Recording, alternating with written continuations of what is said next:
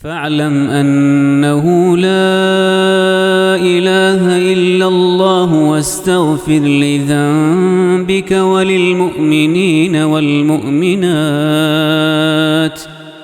والله يعلم متقلبكم ومثواكم. بسم الله الرحمن الرحيم. الحمد لله رب العالمين، والصلاة والسلام على سيدنا وحبيبنا محمد وعلى آله وأصحابه أجمعين. خۆشەویستان و بەڕێزان، هیچ شتێک لە ماڵی تەباو پڕ ئارامی و خۆشەویستی خۆشتر نییە بۆ مرۆڤ. ئەو تەعبیرە قورئانیەی کە پەروەردگار بەکاری هێناوە، مەوەدەتەن وەڕەحمە، سەکینەت، ئارامی، مرۆڤ هەم ژن هەم پیاو لە هیچ شوێنێکی دەرەوەی ماڵی خۆیدا دەستی ناکەوێت. هەموو ئەوانەی کە هاوسەرن کە کێشەی خێزانیان هەیە لەم بابەتە لە هەموو کەس باشتر تێدەگەن. وەکو وتراوە دەردەدار دەزانێت دەرد و ئازارەکانی نەخۆشێک چییە. بۆیە ئینسان ئەگەر لە ژیانی هاوسەریدا سەرکەوتوو بوو، لە ناو ماڵێکی پڕ ئارامی و خۆشەویستیدا ژیانی بردەسەر، گرفتەکانی دەرەوەی ماڵ چەندە گەورە بن ئەوەندە تەئسیری تێناکەن، ئەوەندە لە ناوی نابن.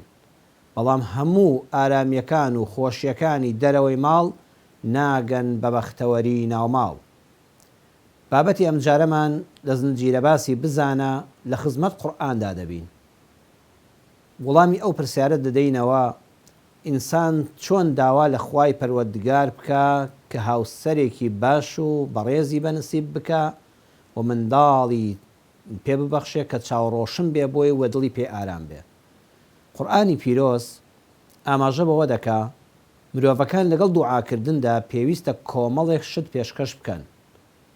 ئەگەر ئینسانێک دەیەوێ لە دواڕۆژی ژیانیدا، بەتایبەت ئەمە بۆ گەنجانمان، بەڕاستی ئەم وتارە تایبەتە بەو گەنجانەی لە کوڕان و لە کچانمان کە هێستا هاوسەرگیریان نەکردووە، ئێستا لە سەرەتای تەمەنی گەنجێتی و لاوێتیدان. وەرن لە ئێستاوە ئەم ئایەتە قورئانیانە بکەن بە مەنهەجی ژیانتان. دڵنیابە خوای گەورە بەهەشتی دنیا و قیامەتت پێدەبەخشێ.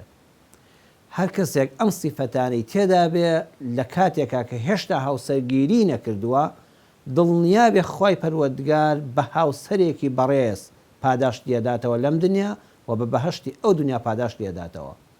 خوای پەروەردگار دەفەرمێ: وعباد الرحمن الذين يمشون على الأرض هونا وإذا خاطبهم الجاهلون قالوا سلاما.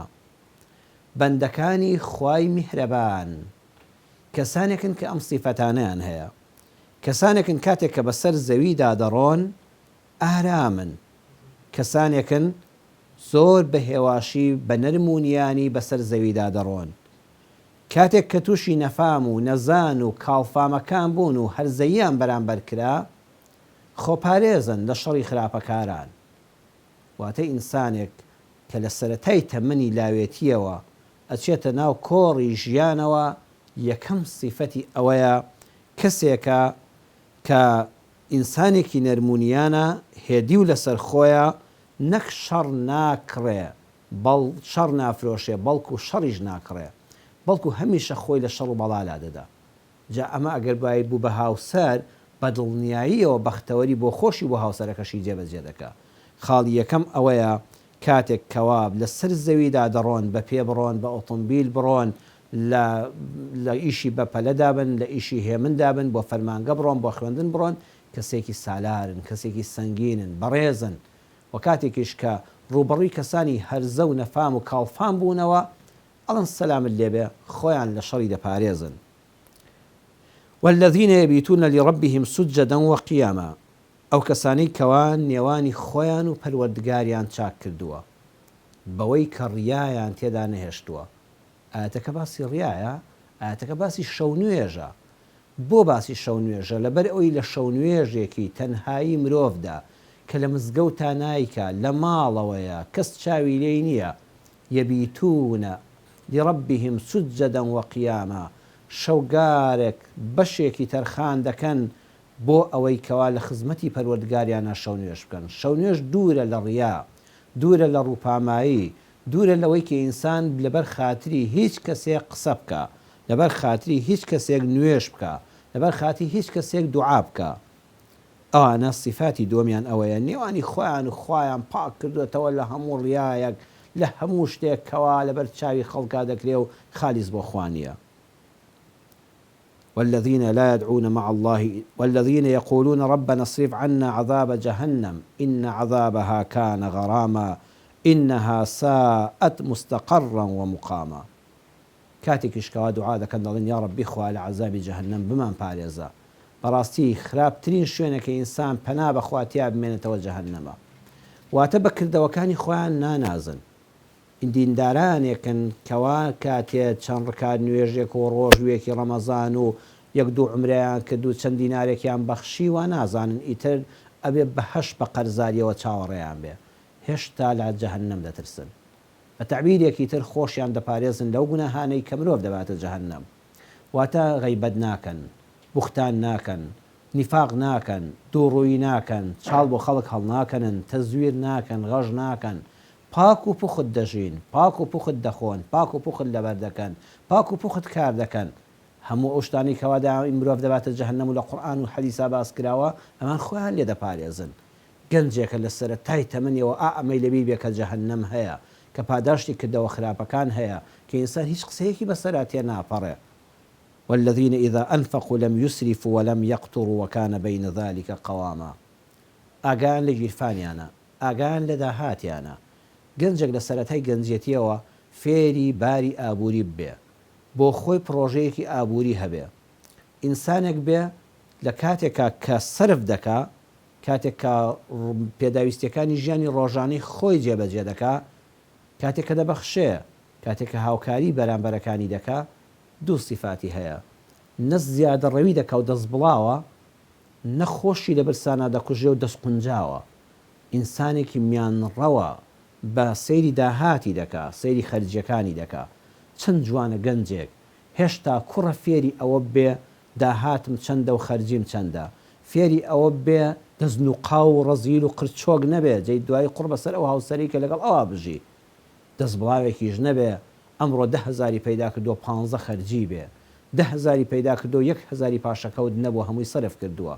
وەکانە بەینە ذالکە قەوامە. بەردەوام ناوەندگیرن، بەردەوام پرۆژەی ئابوووریەکی جوانیان هەیە. ئینسان ئەگەر لە بواری ماڵ و داراییدا ڕەزیل نەبوو، دەست بڵاو نەبوو، بڕواتان بێ قەت گیرفانی بەتاڵ نابێ ئەگەر داهاتیشی کەم بێ. ما عالە من اقتصد. پێغەمبەر صلی الله عليه وسلم فەرموویەتی هەرگیز ئەو کەسە تووشی هەژاری نابێ کەوا بە ئابووریەکی جوان خۆی دەبا بەڕێوە، اقتصاد دەکا، دەست پێوە گرە، نە ڕەزیلە نە دەست بڵاوە.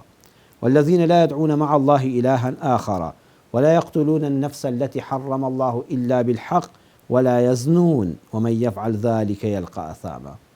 سێ گوناهی لەناوبەر هەیە. هەر کەسێک لە ژیانیا تووشی ئەم سێ گوناه هەبوو، هەر کەسێک بەرەو ئەم سێ گوناهە ڕۆی لە ژیانی هاوسەریدا دوایی سەرکەوتوو نابێ. هاو بەش بۆ خوا بڕیاردان، کەسێ عەقیدەی پاک و پوخت نەبێ، کەسێک جگە لە خوا لە یا ئەڵڵا هاواری یا فڵان کەسێکی تر بکە، کەسێک لە ئێستاوە هاوسەری نییە وا بزانە ڕزق و ڕۆزی، بەختی هاوسەری، بوونی منداڵ، دەرگای ڕسق، ئەمانە بەغەیری ئەڵڵا دەکرێنەوە یان دادەخرێن، بڕواتان هەبێت لە ژیانە کەسێکی فاشیل دەردەچێت. دایمە ترسنۆک، دایمە خەمبار، دایمە پەنا بۆ ئەم و ئەو دەبا. ها نبینی هاوسەرانێک شووی کردووە بۆ ئەوەی کەوا بەختی خۆش بەخت بێ، بۆ لای فڵان کەس بڕۆ نوشتەیەکت بۆ بکە، بۆ لای فڵان کەس بڕۆ ئەوەت بۆ بکە. ئەمانە عەقیدەیان دامەزراوە. والذين لا يدعون مع الله إلها آخر. پەرستراوێکی کە غەیری ئەڵڵا شک نابن، هەمووی یا ئەڵڵا، هەرچی داوای کرد یا ئەڵڵا. دومیان قەت کەس ناکوژن، هاوڕێیەتی پیاوکوژان، چەک بەشانان، جەلادەکان، مرۆڤ کوژەکان، ئەوانی مرۆڤ ئازار دەدەن، ئەوانی لە مرۆڤەکان دەدەن، ئەوانی مرۆڤ داغ دەکەن، ئەمان لەگەڵەوانە هاوڕێ نین، ئەمانە کەرامەتی مرۆڤ دەزانن. چەند جوانە ئینسان لە سەرەتای گەنجێوە وا بژی نرخی مرۆڤ بزانێ لێپرسینەوەی خوا هەیە، پەروەردگار حرامی کردو خوێنی کەس بەدەستی کەس بڕژێ، خۆیان لە بکوژان و لە کوشتنی مرۆڤەکان دەپارێزن. هەروەها وەلا یەزنون، زینا ناکەن، نزیکی ئەو پێشەکیانش نابنەوە کە مرۆڤ لە زینا نزیک دەکەنەوە. ئەو گەنجەی جا کچ بێ یان کوڕ بێ لە سەرەتای ژیانیەوە بەختەوەرە کاتێک کە هاوسەگیری کرد بڵێ لە ژیانمە تەوقەی حرامم نەکردو.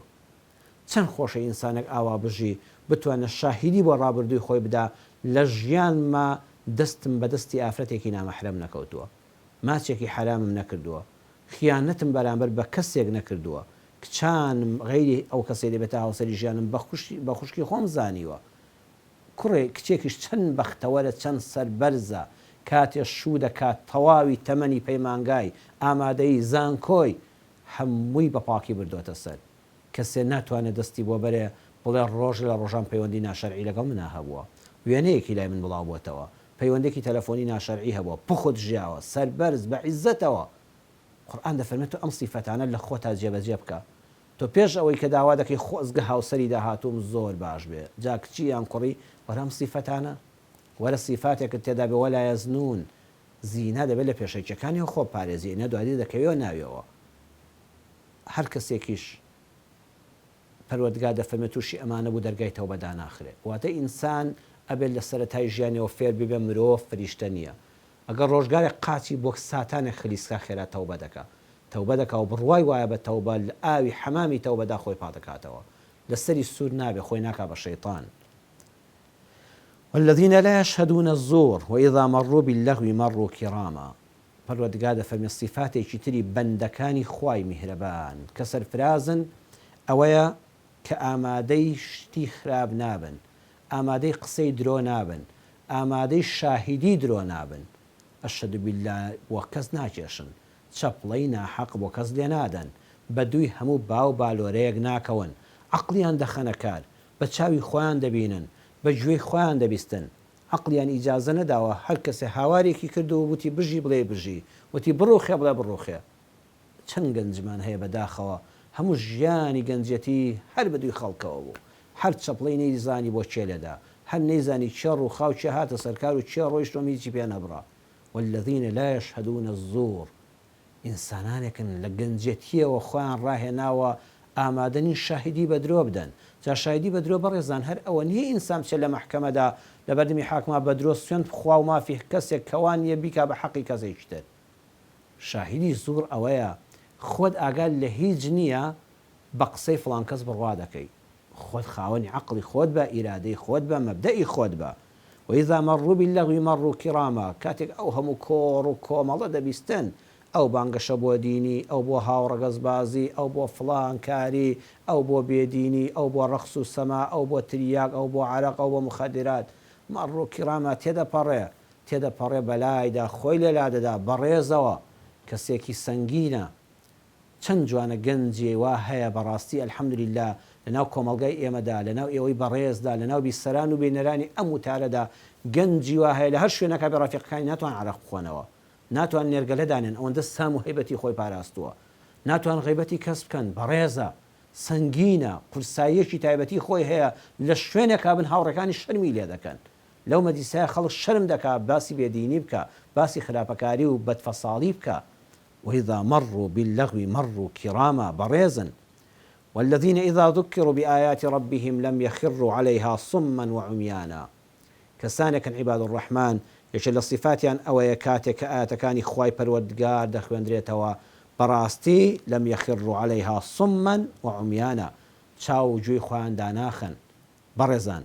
أم آيات بيمان دڵێ ئەوانە زۆر بە ئەدەبن لە خزمەتی پەروەردگاریاندا، زۆر بە ئەدەبن لە خزمەتی قورئاندا، وەقافن عند کتاب الله. کاتێک کەوا پەروەردگار ئاەتەکانی قورئانیان بۆ خوێندرایەوە لەسەری دەوەستن، ژیانیان بە مەنهەجی قورئان دەبەن بەڕێوە. کەسێ ئەم سیفەتانەی هەبێ، ئیمانی، ئەخلاقی، ئابووری، چاوەڕێ بە خوای پەروەردگار ئەی گەنجی بەڕێز ئەمەت پێدەبەخشێ. والذين يقولون ربنا هب لنا من أزواجنا وذرياتنا قرة أعين واجعلنا للمتقين إماما. أمجا دعاءك ئێمە هەموو گەنجەکانمان کوڕکچەکانمان دعایان بۆ دەکەین، خۆیان دوعا دەکەن یا ڕەبی خوای هاوسەرێکی باشم بەنسیب بکەی، خوا لە دو ڕۆژە بە مناڵی جوان و چاوگەشت بە مناڵی ساڵح چاوم ڕۆشن کەی دڵم ڕووناکەی. خوا دەفەرمێت تۆ ئەمانم بۆ بکە، تۆ ئەم سیفاتانە لە خۆتا بێنەجێ، بە دڵنیاییەوە پەروەردگار هاوسەرێکت پێدەبەخشێ کە لێی دەحەسیتەوە، مناڵێکت پێدەبەخشێ کە ماڵت ڕووناک دەکاتەوە، چاوت ڕۆشن دەکا. ئەی لە قیامەتە أولئك يجزون الغرفة بما صبروا ويلقون فيها تحية وسلاما خالدين فيها حسنت مستقرا ومقاما. لقيامتي شاب بهشت جگاتا كوشكيكي رازاوي بهشت خواده فرمي أما پاداشتي أو همو آرام قريبوك لدنيا دا أم همو آرزوه أم همو إغراءاتا أم همو خلطاندنا أم همو كفرها تبران برد بپاك و پختي جياي یەکەم لە دنیادا تووشی ماڵێکی پڕ بەختەوەریم کردی بەهەشت بوو بەهەشتی دنیا ماڵەکەتە دووەمیشان ئەم بەهەشتەی ئێرە کە بە هەمیشەی تیا دەبێنیەوە بەڕاستی ئەوە جێگایمانەوەیە ئەوە شایانی ئەوەیە مرۆڤ خۆی بۆ بکتێ و هەوڵی بەدەستێنانی بدا. پەیامی ئێمە لە زنجیرە باسی بزانەدا لەم وتارەدا بزانە ئەی گەنج ئێستا فرسەتە بۆ تۆ. ئێستا چەند کەس گوێبیستی ئەم وتارەیە لە ژنان و لە پیاوان دەڵە خۆزگە تەمەنی گەنجێتیم ئەو سیفەتانەم لە خۆما بێ نایجێ. ئێستا کە ژیانم ناڕەحەتەیە خەلەلێک لەم شوێنەمدا هەبوو بە دڵنیاییەوە هەبووە. دەی تۆ ئێستا گەنجی بەڕێز کە تەلەبەی ئامادەیی کە خوێندکاری پەیمانگا و زانکۆی ئێستا وەرە ئەم سیفەتانە لە سوورەتی ئەلفورقان ئاەتی 63 تا 76 لە مانگی قورئانە لە خزمەت قورئاندا بیان هێنە لە بەریانکە. ڕۆژانە بیان کە بە کردار لە ناو بزانکۆکەتدا لە ناو پەیمانگاکەتدا لە ناو هاوڵەکانتدا لە ناو بازار و دوکان و کۆمەڵگاکەتدا و شوێنی کارەکەتدا بە دڵنیاییەوە ماڵێکی پڕ بەختەوەری بە هاوسەری حەڵاڵی خۆش شاد دەبی بە منداڵی جوان شاد دەبی بەویستی خوای گەورە جێگاش بەهەشت دەبێ لە دنیا و قیامەتا بەختەوەر دەبی. یا ڕەبی خوا لە دنیا و قیامەتا بەختەوەرمانکەی. یا ڕەبی خوای پەروەردگار گەنجەکانمان ساڵحکەی هەموو ڕۆڵەکانمان بە ئاواتی خۆیان بگەێنی. یا ڕەبی خوا لەو سیفەتانە زۆرمان تێدا بێ ئەگەر تێماندانی و خەلەلمان هەیە. یا ڕەبی خوا بە گەورەی خۆت لێمان خۆش بی هیدایەتمان بدەی لە سیفاتی عیباد الرحمان لە ژیانمانە جێبەجێ ببێ دنیامان بەختەوەری بێ بەهەشتی خوا جێگەی هەموو لایەکمان بێ. والسلام عليكم ورحمة الله وبركاته. فاعلم أنه لا إله إلا الله واستغفر لذنبك وللمؤمنين والمؤمنات والله يعلم متقلبكم ومثواكم